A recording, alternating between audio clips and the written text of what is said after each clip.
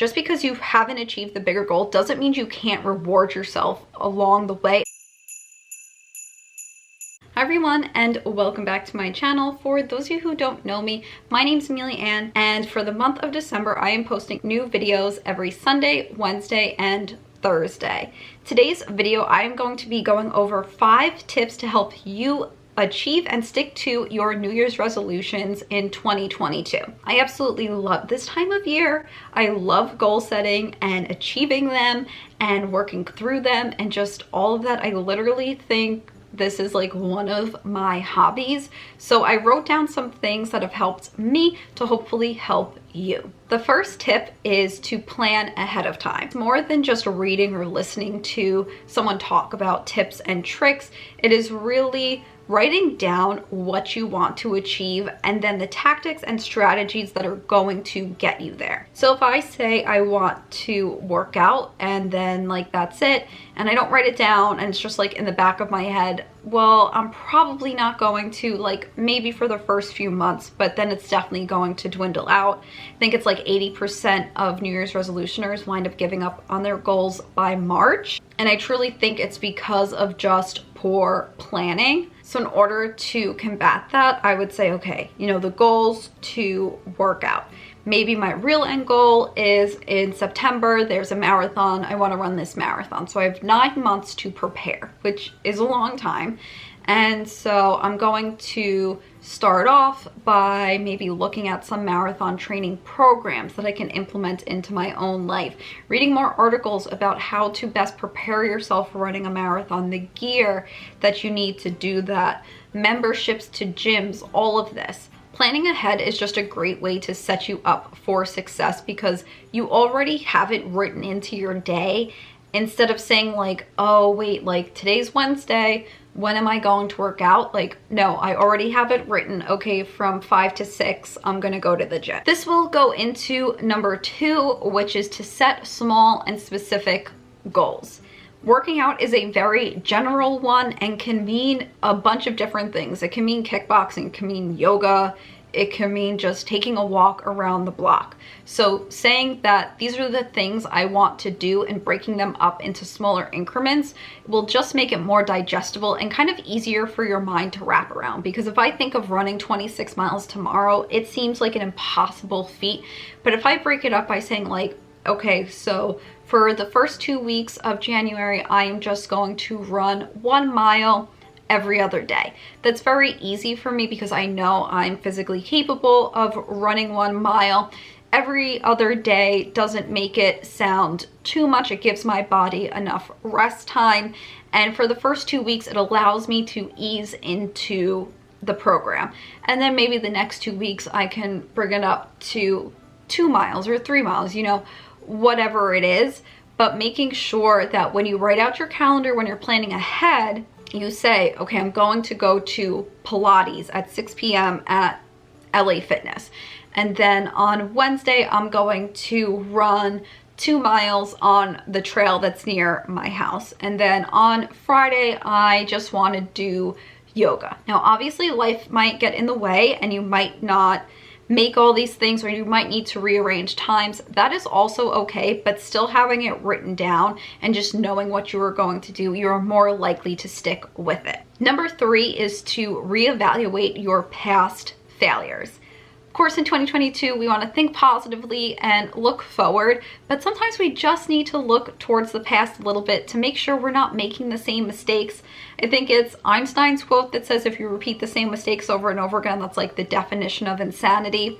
So if last year I said I wanted to run a marathon and it did not happen, extenuating circumstances like COVID aside, I need to look at why didn't that happen? Did I push way too hard in January and I was just simply burnt out? Did I not plan well enough? Or did I simply realize I actually don't like running? And if I wind up realizing that I actually just hate running, or maybe training for a marathon that is so intensive is just way too much for my lifestyle. It's not something I want to do, but I genuinely do enjoy running. Maybe I just switch up my goal and say, okay, you know, like I'm actually not going to run a marathon, but I think twice a week I'm just going to take a 5-mile run. It is okay for them to evolve and change as you work through your goals. It doesn't mean you fail. It actually means that you had a self-awareness moment and we're self-aware enough to realize that, okay, this isn't going to work out. This is unsustainable. What can I change about the course that I'm on right now to make sure that I achieve a new goal? Number 4 is patience. Probably one of the most difficult ones, especially for me. If I am not good at something immediately, I want no part of it. But patience is key. It takes 21 days to create a habit and 6 months for it to become part of your personality. Now, when they say personality, I don't think it means like, you know, I am now the marathon girl and it is everything and that's all I talk about, think about, right?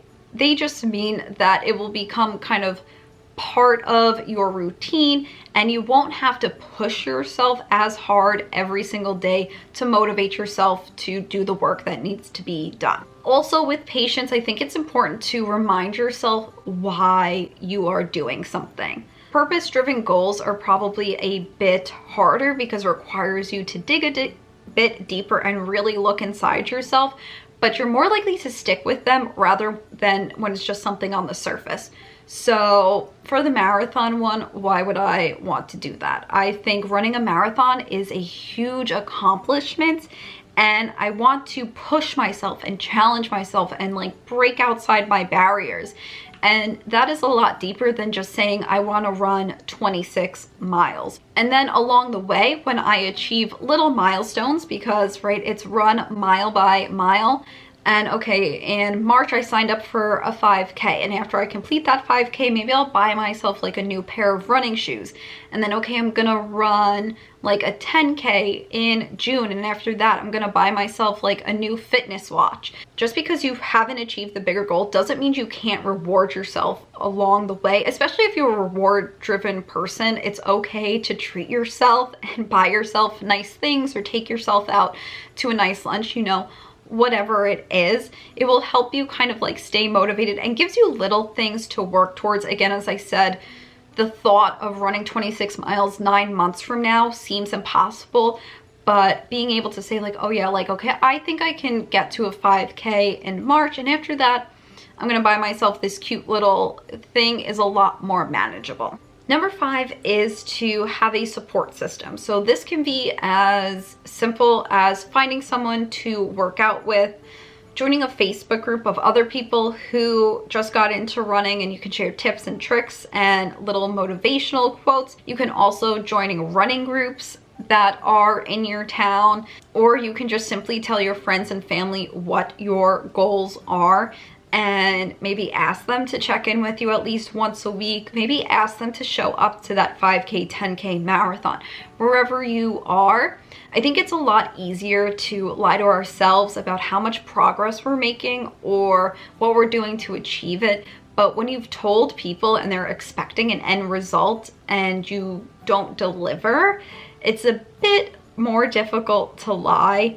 Though with that said, I don't think you should be doing a goal for a person. So if your only purpose is to work out because someone told you to, it is going to be a lot more difficult to stick with it because maybe it's something you don't want to do in the first place. But if you're working out because you want to get healthier so you can just spend time with your kids or grandkids, right? That's a great example of something that's like purpose driven and just kind of beyond yourself and really gives a good why. You know, I might tell my boyfriend, hey, like I want to run a marathon in September, and though he personally might think I'm crazy because he does not enjoy running, doesn't mean that he wouldn't be supportive and wouldn't do things to help support me. You know, if that was to wake me up at 6 a.m. to make sure like I had to get out the door to get in my run, he would do that, because it's really about finding people who are supportive of your hopes and dreams and aren't going to drag you down or think they're stupid or call you stupid for doing them. If they do that, maybe it's time for a bigger conversation, but you really want to find people who have your best interests and just want to see you succeed.